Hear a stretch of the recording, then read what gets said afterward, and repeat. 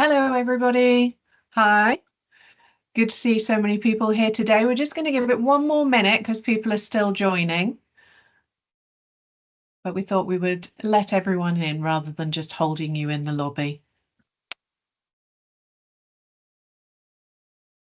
Dave started the recording anyway, so you're live on camera. Please don't swear.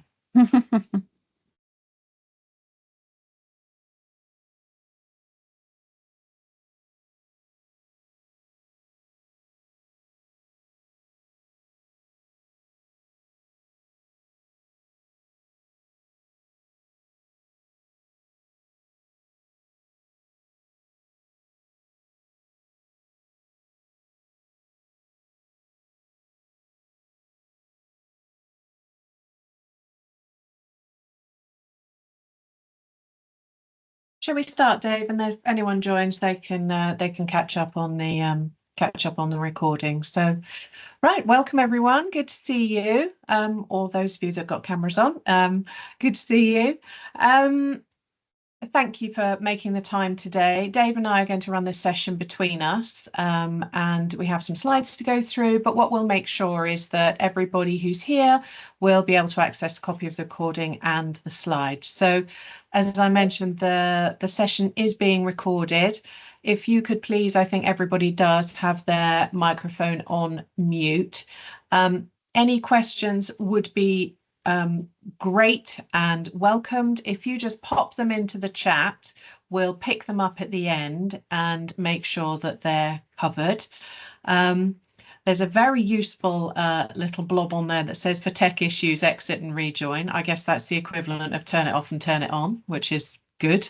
And we will be done by 1 o'clock. So hopefully that just gives you a good idea on timing.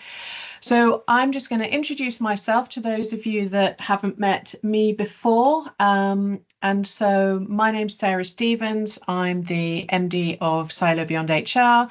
The business has been in existence for 15 years, and I feel very excited about that. We're an HR consultancy based in the Thames Valley, but work with clients all over the place.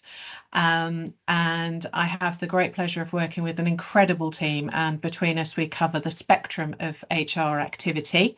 And some of our clients I know are on here today, and some of you will have met some of the team as well. So good to see you. I'm delighted that we're running this webinar this morning or today with Atomic.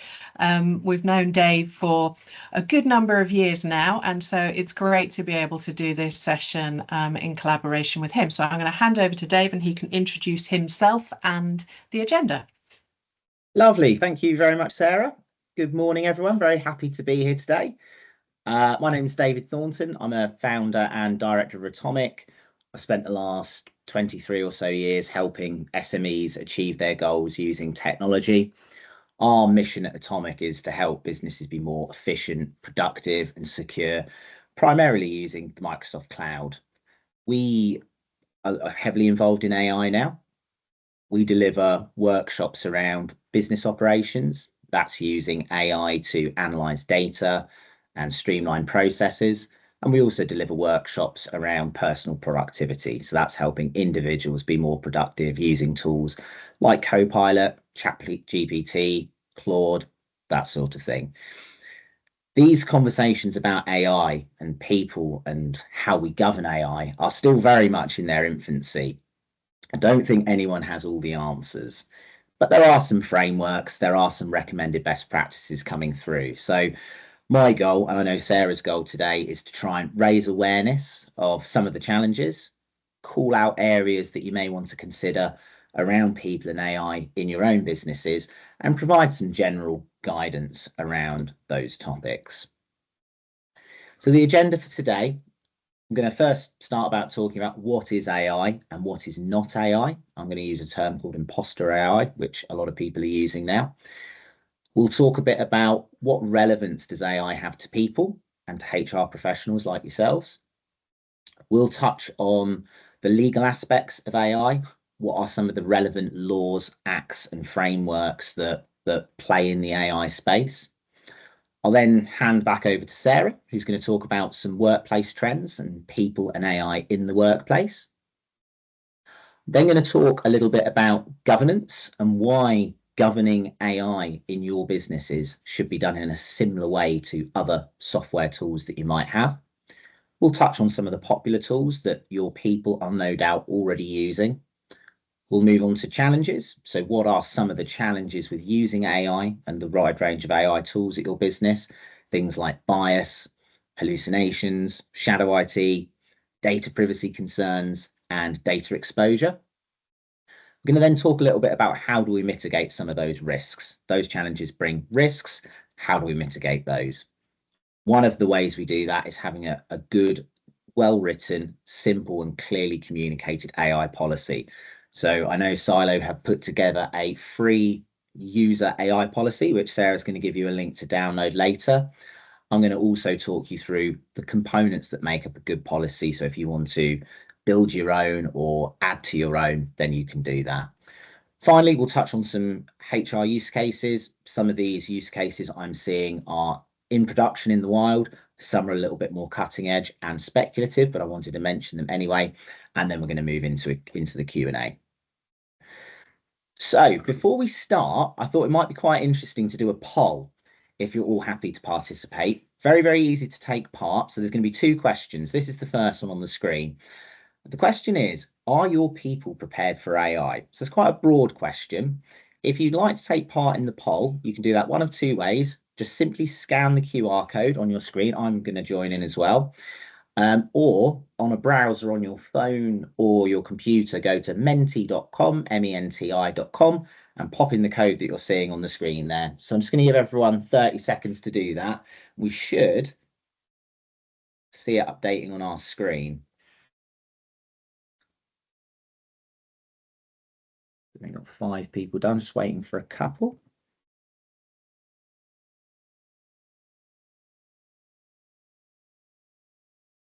Okay, that's really interesting. People generally feel that their people are prepared for AI. It's quite an interesting result. Some not sure and some no. Well, hopefully for those that are a firm no and those that are not sure, hopefully the content in today's webinar will clear this up somewhat and provide some guidance. Very interesting. Moving on to the next one, is your business prepared for AI?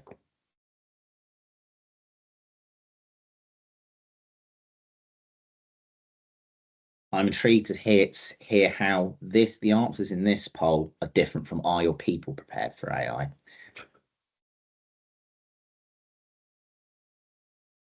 Okay, so a little bit of disparity in the results, a lot of more uncertainty around whether the business is prepared. That suggests to me that people feel that individuals have a better insight into AI and businesses probably haven't caught up to govern that yet. That's what the poll is telling me, but that's very interesting. I appreciate you all taking part. So we're going to kick things off by starting with, well, what is AI? There are a huge wide range of definitions out there, depending on the type of AI that's involved. So I've created a broad definition that makes sense for the context of this webinar. So I'm defining AI as a technology that learns, adapts, makes decisions, exhibits creativity, and improves over time. Some examples of this, the specific types of technologies are machine learning, deep learning, neural networks, generative AI, and natural language processing. All very geeky stuff. I'm not going to go into exactly what those technologies mean, but the reason that I'm defining it at the start of this webinar is there is a huge buzz around AI. Lots of technologies coming out and people are claiming that they're AI technologies when they're really not. And I call this, and a lot of people call this, imposter AI. Some examples of this are technologies that are just automation. So they're just doing a chain of commands, some basic algorithms and some basic chatbots. There are AI chatbots out there, but there are also some chatbots that just work in the way of if the customer asks A, then reply with B. And I think it's worth calling this out because there is a buzz around AI and not all of the tools that are presented as AI are AI, and therefore there's different risks associated with those tools that are imposter AI. How does AI relate to people and relate to your roles as HR professionals? So the first thing is governance. People are using these tools already in organizations. There are ways that we can govern that, but we need to know what tools they're using. We need to make recommendations about how they can use them. And that does fall not only the responsibility of IT and the senior managers, but also HR professionals as well. We all need to play our hand at managing risk, keeping people safe from the repercussions of using AI tools irresponsibly, and keeping our businesses safe from the risk of using AI tools incorrectly. We need to create policies that govern these types of technologies, and these policies need to be created as a collaboration, typically between three key departments: the senior management team or the senior leadership team, the IT team, and the HR team. That would be a very typical collaboration I would see when it comes to creating an AI policy. And that policy will impact your people and how they use this technology. I think we need to raise awareness of how people are using these tools and what tools they're using. And I think that goes for anyone in a company. We all need to be aware that these technologies exist and who's using them, why they're using them, and what the consequences of using them are. I think there needs to be a deeper understanding of the legal implications around some of these technologies. So we're going to talk about some of the legal frameworks that are at play. And finally, one of the ways that these technologies impact people in organizations and impact HR professionals are the productivity benefits that these tools bring to the table. AI is a game changer in terms of how we work, and that trend is only going to continue. How can we help people at our businesses use these tools effectively to be more productive and help our businesses achieve their goals? And how can we use that in our own roles to be more productive as well? So let's touch on some of the legal frameworks that impact AI use. In the UK, we don't have a specific AI framework, a legal framework. There is one in the EU called the EU AI Act, which was launched in July. We don't have that in the UK. That EU framework will only impact you if you're doing business in the EU. I'm less familiar with that act, but if you think that might affect you, it would be well worth looking into. But there are a number of other frameworks and acts that do impact how we use AI. One of the most important ones is GDPR and data privacy. When people are using AI tools, very typically they're putting information into them. They're putting information into the prompt, they're uploading data for analysis. If that data contains confidential information, personal information, sensitive information, we're handing that information over to whatever provider runs that AI platform. So GDPR, if the data is personal in nature, then it falls within that framework. There's the Equality Act, launched in 2010. If we're using AI, AI, as I'm going to explain later, can have biased algorithms, which can have biases for things like age and gender. And if our AI tools do that, we are breaching the Equality Act. There is the Computer Misuse Act. Broadly speaking, that talks about reckless, malicious, and unauthorized use of any computer system, not just AI. So if AI is used for recklessly, maliciously, or for unauthorized use, we are breaching that Computer Misuse Act. There's the Human Rights Act, the Consumer Rights Act, and the Employment Rights Act. All of those talk about the right to privacy for the individual, the right to non-discrimination.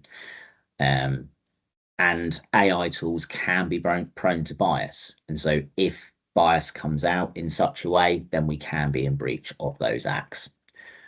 The UK is putting contingencies in place, and they have created a national AI strategy. This was launched in 2021. And essentially, it's a 10-year plan to talk about how they're going to invest in AI technologies, how they're going to support businesses with AI technologies, and how they're going to govern AI across the country. So I'm going to hand back over to Sarah. She's going to talk about some of the workplace trends. Thanks, Dave. So this is just a very brief look at 2024, which can't actually believe is nearly over, but some of the workplace trends that we've seen this year and that will still be relevant as we go through to 25. I want to really pick up on the first two, really, in terms of the the link and the connection with AI. Generative AI and technology. What we know is that about 56% of people who work in the HR space, and I know not everyone here is an HR professional, some of you are business leaders, but actually 56% of people in the HR profession are saying that their organizations aren't ready for AI. And that's kind of borne out, I think, a little bit by what we saw on those polls just slightly earlier. So that I think is interesting, regardless of the fact that it is coming and is already in use. One of the most significant areas, I think, where there is an impact is skills-based hiring. So organizations are now following a trend that's much more about hiring focusing on skills rather than necessarily what it says on a CV or where somebody might have gone and received their education. And of course, for larger organizations, they may be using sifting screening methodology, using AI technology, which, as Dave has just talked about from a legal perspective, can involve and include and lead to bias in itself. So fundamentally, what we're seeing are people being people as they always are within the workplace, but the impacts on people are just becoming greater. And so I think from a workplace trends perspective, there is this need to really focus. The CIPD talks about it from a people matters perspective. There is a real need to understand the impact of our people in our workplaces, that people are feeling safe in the workplace in terms of their role security, that there is significant still levels of engagement. I'm going to put a couple of links into the chat so you can take them away, but there's a really interesting article that came out recently about whether CVs are no longer relevant for Gen Z individuals, and because of that move to skills-based hiring, whether actually that just further confirms that CVs are no longer relevant. So if we can move to the next slide, that's what I want to say on workplace trends, but I will also put a link in about a link to the CIPD. This is one of my favorite slides, and those of you who attend these things or listen to me or the team speak, this is something that we pop up because it's actually really relevant, and particularly for those people in the SME space.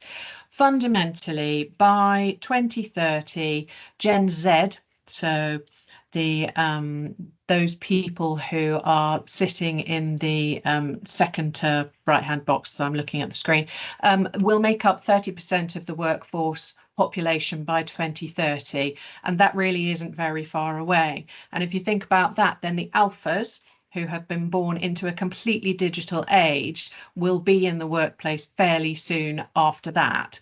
So actually, for organisations that are taking still a fairly traditional approach to operation, there is going to be a difficulty experienced not necessarily just in hiring, but in integration and also in retention as well. So understanding generational differences, what motivates people, how they communicate, whether it's face-to-face, whether it's online, how they're working even.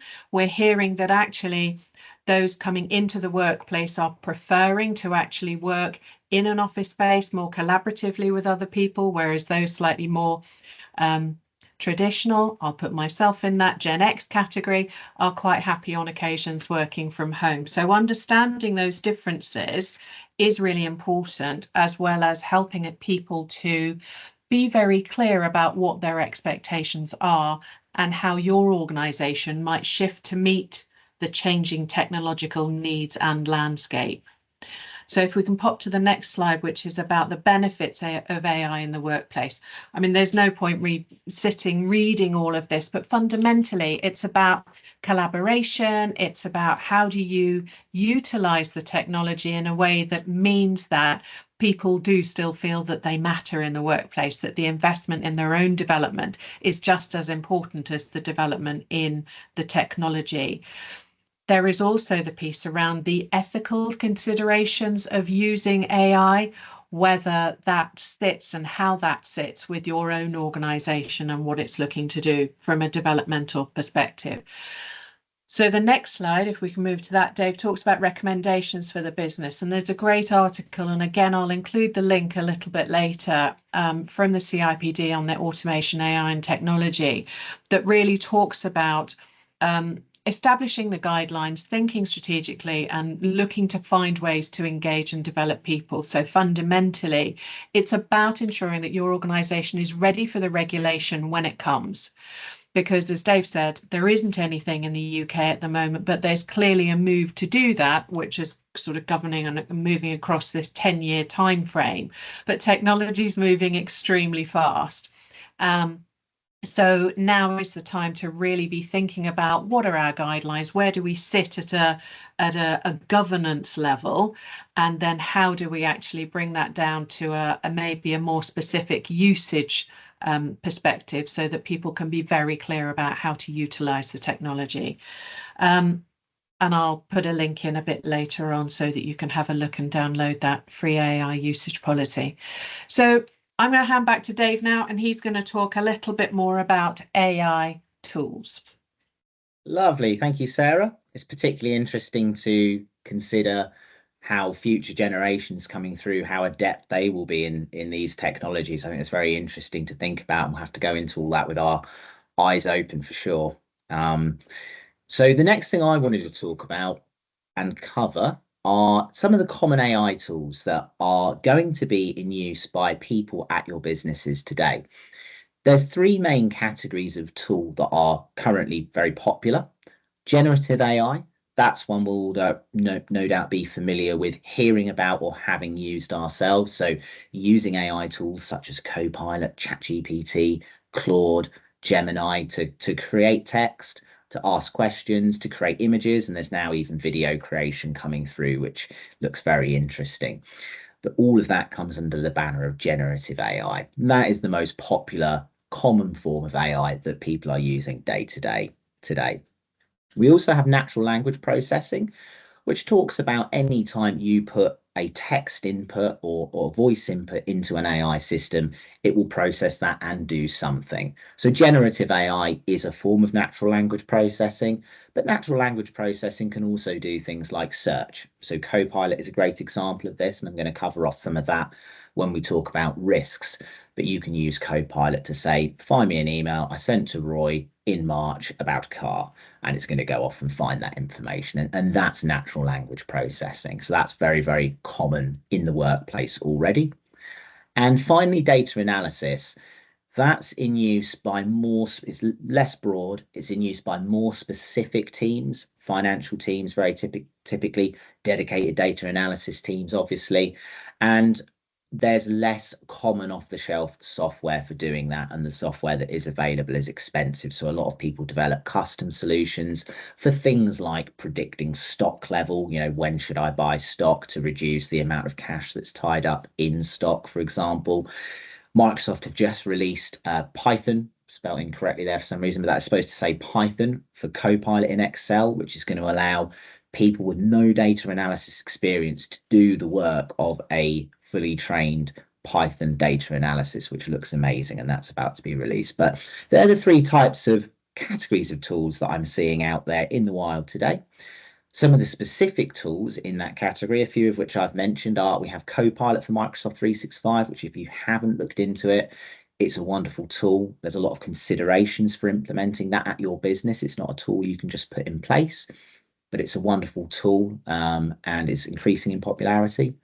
ChatGPT and DALL-E by OpenAI, probably still today the best language models out there in terms of the accuracy, the thoroughness, and the whole responses they give. I use them every single day. I'm using ChatGPT. Claude and Gemini, Claude by Anthropic and Gemini by Google, very similar to Copilot and ChatGPT. You're asking them questions, they're generating results, they're helping you do research, they're helping coach you if you've got specific questions. And then finally, Apple GPT by Apple.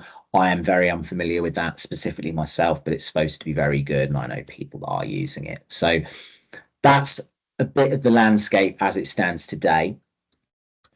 I want to mention broadly about governing these AI tools. There is a lot of uncertainty, and again, I think we saw this in the poll from the not sures on that. Is your business ready? AI is a software tool, and yes, I think it is going to change the landscape for how we work. And we're already seeing that trend. It's going to change how productive people are, how efficient they are, and what they do day to day. So, in that sense, it's not like any other tool. However, it is still a technology. And so, to try and demystify and simplify the governance approach that we can take with these tools is to see it like any other software tool.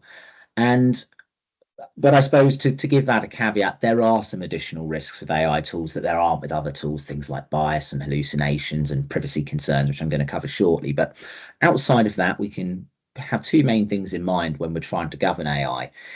Ultimately, it's the employee's responsibility to check their work, whether they get information from an AI tool, whether they get it off the internet, whether they get it from a friend who's a trusted advisor in a particular space. It's always good to always essential, I would say, to check the source of the information, to verify that information, and whether that comes from an AI tool or not, it is the employee's responsibility to make sure they've done their due diligence. And then secondly, and this is the same in cybersecurity, it's the senior management team's responsibility to ensure the right policies are in place and the right technical controls are in place. If there's a significant issue, that will come down on the senior management team. So ultimately, responsibility lies there. Providing reasonable measures are taken, and this is the same in cybersecurity, this is the same for GDPR. If you can demonstrate that you've taken reasonable measures, you've got some governance policies, you've got some user policies, you've got some technical controls, and if something does still go wrong, but you can show you've taken reasonable measures, you've done the thought processes, you've looked into this, then you're protecting your organization, you're protecting yourself, and you're protecting your people. So, what are some of the challenges with AI? Some of the specific challenges with that technology that we don't face so strongly with other technologies? I've touched on a couple of these already. One of the big ones is bias. So, bias in AI is it's systematically leaning in a certain direction. So, you go out onto the internet, you try and find some information, you're looking from lots of different sources, you're looking from lots of different websites, perhaps on one kind of piece of research. But if you ask an AI a question, that AI has been taught on a data set. If that data set has a preponderance of a particular piece of information in, it can give you biased responses, responses that lean in a certain direction. And it can do that time and time again. And that's something we need to be very aware of. Some AI systems have biases built into them because that's intentional and that's part of their strength. But a lot of the time, they're subtle and systematic. I'll talk in the next slide in some of the ways that we can mitigate that particular risk, but bias is a big one. The next one is hallucinations. AI just makes stuff up. Now, you'll find that on the internet. You'll find that through people telling you stuff just because they've told you something incorrect by accident. AI is no different, and we use that term hallucinations in AI because it gives you information that isn't in the data set that has been given. A real example of this from my life, I researched the other day. I wanted to find out what's the trend of veganism in the UK over the last 5 years. And I said to ChatGPT, can you show me that graphically? And it gave me this beautiful graph. And I thought, that doesn't look right. It looks too steep, the trend. And I said, cite your source. And it basically said that it made it up and it just wanted to show me a pretty graph. I'm paraphrasing, but asking it to cite its source is a great way of mitigating any hallucinative risks. I'll cover that a little bit more in the next slide. Shadow IT, this is a problem in other areas of technology, but it is a particular problem in AI. Shadow IT is the unauthorized use of software at a business or just people using software that we're not aware that they're using. Going back 5, 10 years, people used to have to install software on their devices, and to do that, they'd have to have a administrator password. Fast forward to the present day, most software is accessible via a web browser, so people don't need a username and password to install that on their device. Therefore, there's a lot of tools that are in use that just aren't, the business isn't aware of. Web content filtering will block the most inappropriate of content, but it's not by default blocking these AI tools. It's not blocking things like Dropbox if you're using OneDrive. And that world that I'm talking about there is the world of shadow IT, and AI falls directly into that. Data privacy is a big one with AI. We touched on this earlier. With AI, you're putting information into the system. You're giving it a prompt, you're asking it a question, you're uploading a spreadsheet, you're feeding that AI with information. And there's not a big realization out there that when you do that, you're handing that information over to whoever the AI vendor is. So if you're using ChatGPT, you're effectively giving that information to OpenAI. They will stipulate that they don't use that information. However, that is a risk that you need to manage. If that information is confidential in nature, sensitive, or personal in nature, and so falls into GDPR, your users and as a business, you need to be aware that there needs to be governance around that, and that risk needs managing. The final challenge I wanted to touch on is about data exposure. And this is a fairly new one. Data exposure can happen intentionally or unintentionally.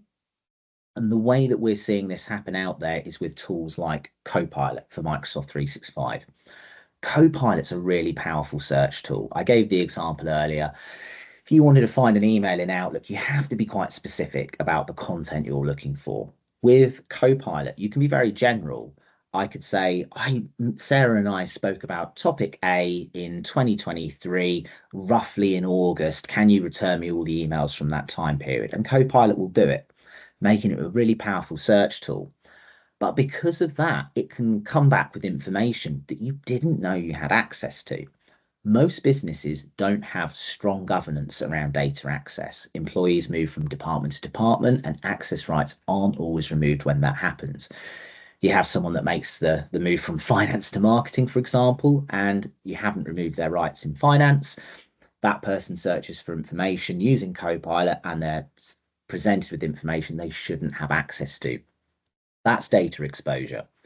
There is a malicious side to that. Someone who is being malicious might say, find me all the information in the company and payroll. And if you don't have good governance and good permissions in place on your IT system, they could be returned that information. That's a big risk. So how do we mitigate these challenges?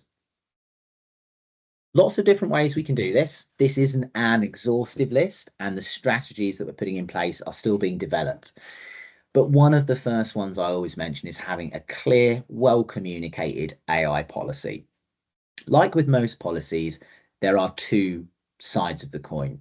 Typically, you have a governance policy, which is for senior managers and business leaders, which mandates how do we manage the risk of this technology? What specific technical controls do we put in place? And it's a very detailed document that's rarely shown to end users and employees. Useful, but not very useful in this context. You would have another policy called an end user policy, and that's the policy that you can give to users. It needs to be clear, it needs to be simple, it needs to be easy to find, and everyone needs to understand it. And that gives clear guidelines to your users about what tools they can use, how they should use them, and how they should operate in that world. And in some subsequent slides, I'm going to actually go through some of the things you should include in your AI policy. And I know SYLO are very kindly providing a free policy later in this webinar for you to use if you want to. One good way of mitigating AI risk in your businesses is to promote a transparent culture. Now, I'm sure we all try and do this anyway, but it's particularly relevant with AI because people will be using these tools to make their jobs easier. And they might be worried that they shouldn't be using these tools when it might be the case they're allowed. By promoting a transparent culture, we open the conversation up for people talking about the tools they're using, and that can help mitigate the risk of shadow IT. One way to mitigate the risk of things like bias and hallucinations is to use multiple tools. One tool might be biased in a certain direction or typically hallucinate in certain areas, and another tool might be different. So using multiple tools can help mitigate the risk of bias and hallucinations in a particular direction on a particular tool.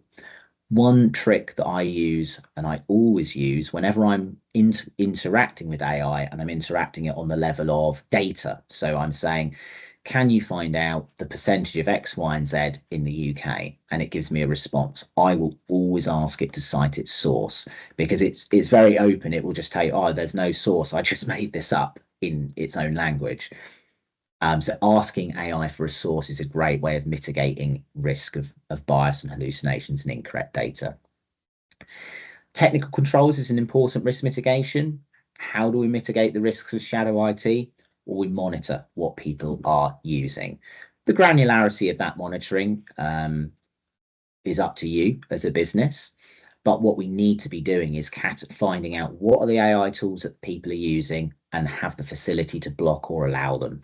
Microsoft Defender for Cloud Apps does this very, very well because you have an AI category. You can go, what are the AI tools that use in the business? Right, I'll block this one, this one, this one, and allow these other ones. So that's a great technical control that we ought to consider putting in place. The next one is to use private tools, things like Copilot to an extent, ChatGPT and Claude. You're giving your information to these organizations, these vendors. And when I say giving, you're putting it on their platforms. They don't have a right to use it, just for clarity, but you're effectively putting it on their platforms. A lot of enterprise customers or customers with highly sensitive data, I know one in the healthcare space, they've developed their own tool, they host it on their own servers, and then that way that data is kept privately. I do want to make a point about Copilot. One of the reasons Copilot's an excellent tool is it's in the 365 ecosystem. I suspect 80, 90, maybe even 100% of us here are all on Microsoft 365. Microsoft already have your data on their platform. By integrating Copilot into that platform, you do not increase your risk at all, or very, very, very small amounts. So that's why Copilot is quite a nice tool to use if you're worried about data exfiltration. Microsoft also handle privacy and privacy very, very well. They're one of the most reputable organizations on the planet in that regard. Another way of mitigating AI risk is to offer training to your employees. When we do AI training ourselves and we run our workshops, we talk about bias, we talk about hallucinations, we talk about data privacy. And that helps mitigate risk. If your users understand those risks, they can help protect themselves, they can help protect the business. And finally, we can consider doing this as part of the recruitment process or the onboarding process. And I know Sarah and I had an interesting chat about this the other day, and whether you would want to assess people for their level of AI skill, if that's relevant to your business. If you need people that should have AI skills for you to achieve your goals, should you be assessing for that? Or should we be taking a lighter approach and assessing their willingness to use AI tools or how ready they feel to use AI tools?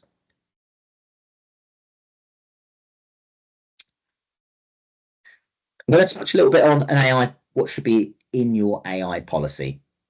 So as I mentioned earlier, there's two types of policies that I would recommend. We have a governance policy, which is out of scope to discuss today. It's much more detailed, much more at a senior management level of a business, not typically shown to users, and not so practical when it comes to mitigating the risk of AI at ground level. So we're talking about the user policy here, the one that gets shown to users. And I've got a list of points here that should be included in an AI policy. You may choose not to include all of these, but this is a fairly comprehensive list. If you include this stuff, you've got a fairly well-rounded policy. So firstly, I would list the authorized tools, if any. What tools are people allowed to use? Recommend that they use strong access credentials. And by the way, you are going to get a recording of this and the slides in case you don't have time to jot all this down. I would recommend strong access credentials to access these tools, strong password and multi-factor authentication. You need to mandate in the policy that it's the user's responsibility to check content in the same way as if they were getting content off the internet or getting information from a friend or a trusted advisor. An interesting one is to provide a customer acknowledgement statement.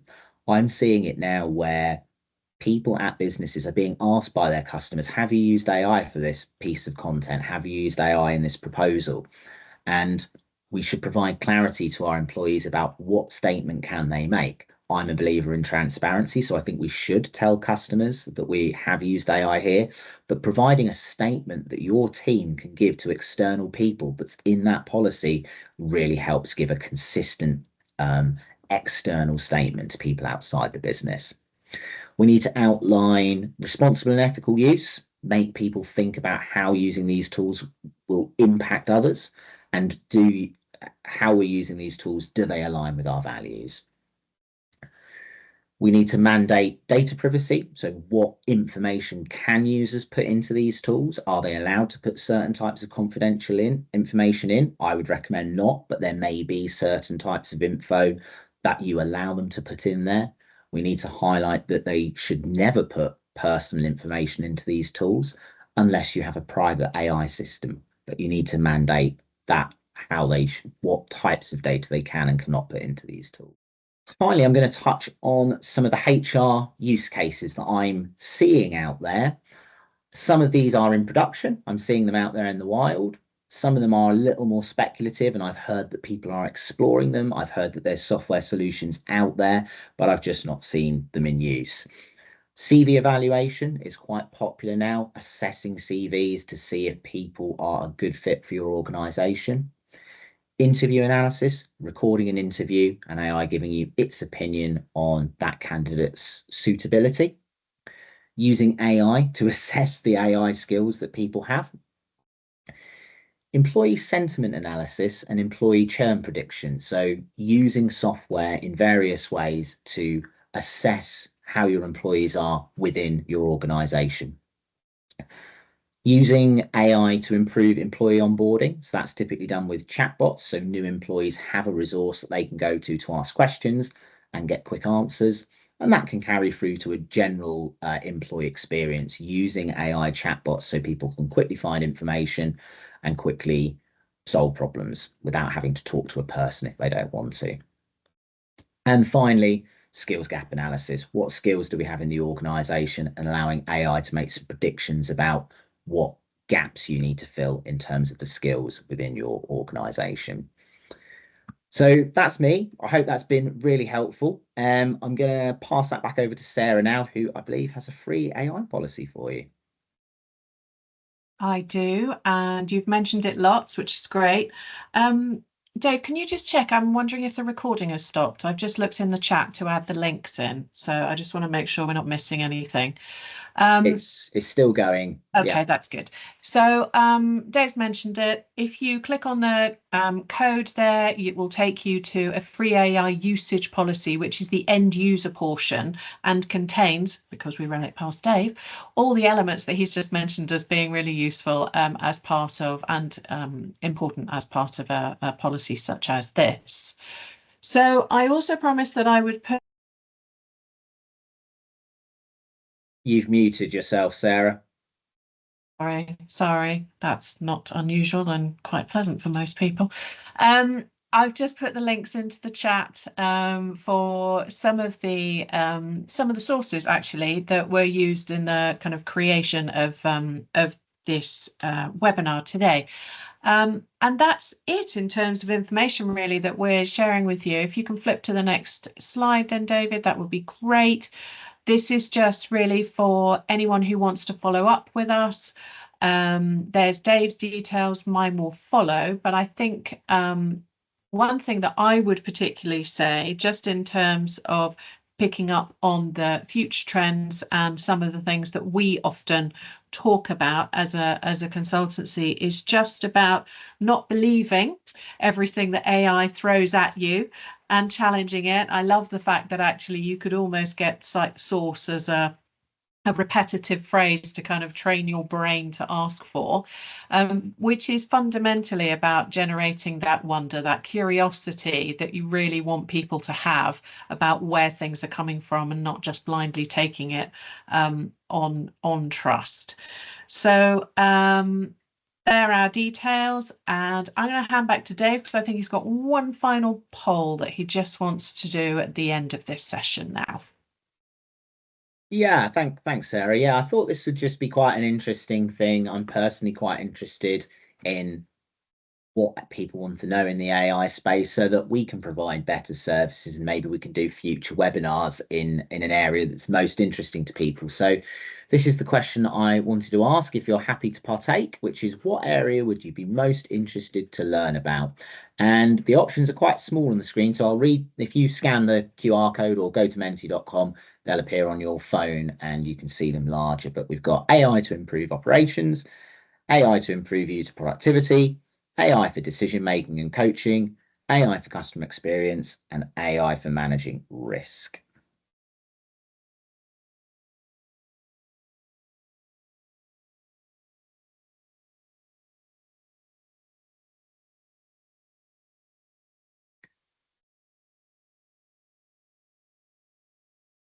Interesting. Okay, so that's, oh, we've got a last minute managing AI risk. That's interesting for me because I find AI particularly useful for decision making and coaching for myself for checking my thought processes and just being a kind of a person there to ask questions to. Now, it might be that you guys are already doing that, in which case you're not interested to learn about it, or it might be something that we don't realize the benefits of it. But yeah, that's really interesting. The improve operations bit. Maybe we can, if this has been helpful to people, maybe we can do subsequent webinars about ways in which AI can be used to improve operations. Um, Thanks everyone. I think final thing here is to move into a Q&A. I haven't seen, I'm just looking through the chat now. I haven't seen any questions. So I don't know if there is any last minute questions. Feel free to put them in the chat. I think at this point, perhaps you could just unmute yourself and ask the question if you're happy to. I'll give it a few seconds to see if there's anyone wants to ask anything. Suspect if it's not been asked already, probably there are no further questions. So yeah, thanks for listening. I'll hand back over to you, Sarah. Thank you. Well, thank you, everybody. I hope that has been useful. I've certainly learnt lots. I normally do when I talk to Dave. And as we said at the beginning, we will share a copy of the slides and a copy of the recording with you so you can go back and pull out whatever information you want to at your leisure. But then absolutely don't hesitate to get in touch with us. And as Dave said, it may well be that we actually do a follow-up webinar to just explore AI and operations maybe in a little bit more detail. But thank you so much for your time today. I know we're finishing a bit early, but I think that's always a bonus. And someone's typing. And it might just be to say bye. But it's been really good to thank you. See so many people here today and share this information with you. And thank you, Dave, for being willing to do this jointly. Have a good afternoon, everybody. Thanks, Sarah. Take care, everyone. Bye-bye. Thank you. Bye-bye.